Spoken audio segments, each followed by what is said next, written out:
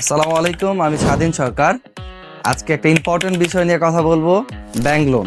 আসলে এখন ম্যাক্সিমাম সময় আমরা যে গাড়িগুলো সেল করে থাকি ম্যাক্সিমামে ব্যাংক লোন থাকে। কারা ব্যাংক লোন নিয়ে গাড়ি নিতে পারবেন, কোন গাড়িগুলো ব্যাংক লোন হবে, আজকে এই সম্পর্কে একটা ডিটেলসে একটা ভিডিও থাকবে।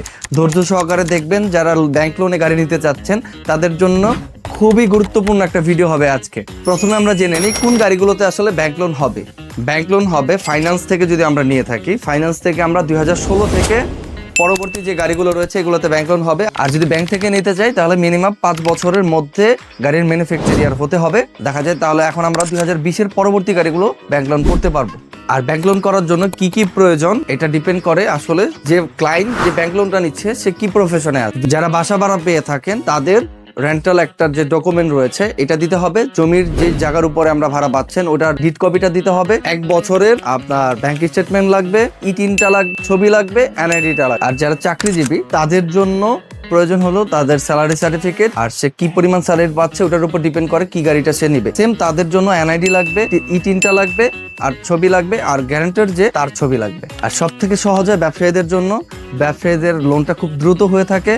ব্যবসায়ীদের জন্য প্রয়োজন সেম এনআইডিটা লাগবে, ই3 লাগবে, ছবি লাগবে, পাসপোর্ট সাইজ, এবং কি গ্র্যান্টর তারও ছবি লাগবে পাসপোর্ট সাইজের, এবং কি সব থেকে ইম্পর্টেন্ট বিষয় তার ট্রেড লাইসেন্স সর্বনিম্ন 3 বছরের ট্রেড লাইসেন্স লাগবে। ব্যাংক স্টেটমেন্ট লাগবে 1 বছরের। আর ব্যাংক লোনের সব থেকে মুখ্য বিষয় সিআইবি রিপোর্ট যদি খারাপ না থাকে তাহলে কিন্তু ব্যাংক লোনটা হবে।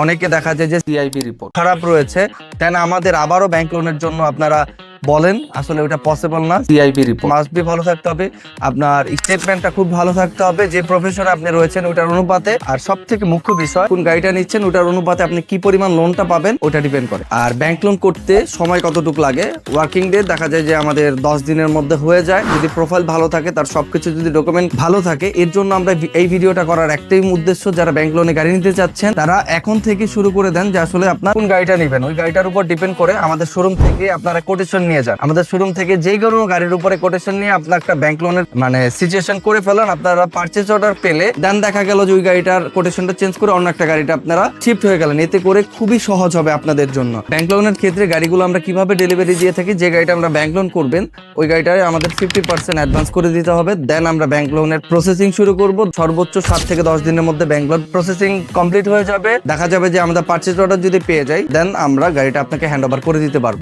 আর ব্যাংক লোন নিয়ে যারা গাড়ি কিনতে চাচ্ছেন তারা অবশ্যই আমাদের সাথে যোগাযোগ করবেন। আমরা চেষ্টা করব যদি কারো প্রোফাইল ভালো থাকে খুব দ্রুত সময়ের মধ্যে আপনাদের ব্যাংক লোন করে আমাদের শোরুম থেকে যে গাড়িগুলো রয়েছে আপনারা পছন্দ করলে আমরা ব্যাংক লোনের মাধ্যমে আপনাদের দিতে পারবো। আর আজকের ভিডিওটাতে যদি আপনাদের বেনিফিট হয়ে থাকে অবশ্যই আমাদের পেজটাকে লাইক দিয়ে ফলো দিয়ে রাখবেন এবং শেয়ার করে রাখবেন। পরবর্তী সময় আপনি যখন ব্যাংক লোনে গাড়ি কিনতে যাচ্ছেন অবশ্যই আপনার ভিডিওটা কাজে লাগবে। আজকের মতো আমি বিদায় নিচ্ছি। আমি স্বাধীন সরকার। আসসালামু আলাইকুম।